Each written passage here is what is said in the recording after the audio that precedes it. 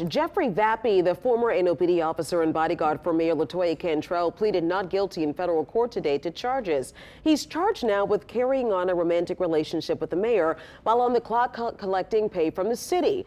Now, while that plea was expected, Vappie's defense team for the first time was forced to describe his ongoing relationship with the mayor. Investigative reporter Mike Pearlstein has covered this story from the beginning and was in court today.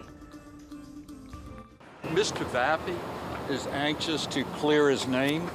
He's anxious to prove his innocence. Former New Orleans police officer Jeffrey Vappie pleaded not guilty Wednesday to 7 counts of wire fraud for collecting city pay while allegedly carrying on a personal relationship with the mayor, and 1 count of lying about it to the FBI when he denied any romance. Vappie's defense team already indicated he's going to fight the charges, but now there's another battle brewing whether Vappie has to give up all contact with the mayor.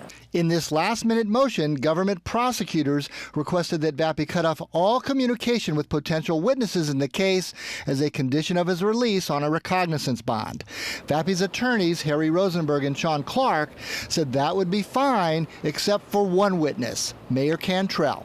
In arguments before the federal magistrate, the attorneys admitted for the first time that Vappie and the mayor have had a close personal relationship and that Vappie would like to continue to talk to his, quote, friend as he goes through, quote, the greatest ordeal of his life. The defense stopped short of describing that relationship other than to say the prosecutors are trying to, quote, criminalize it. He will respond to those accusations at a later date. Trust me, he will. Magistrate Donna Curalt gave both sides time to file written arguments about the continuing contact. Until then, she said she would allow contact between Vappie and Cantrell as long as they don't talk about the case. Of course, the case against Vappie is unfolding against the backdrop of a 2-year federal investigation into the mayor herself. When I asked if Vappie would have been indicted if not for that larger probe, Sean Clark offered this answer. Mike, forgive us, but what do you think?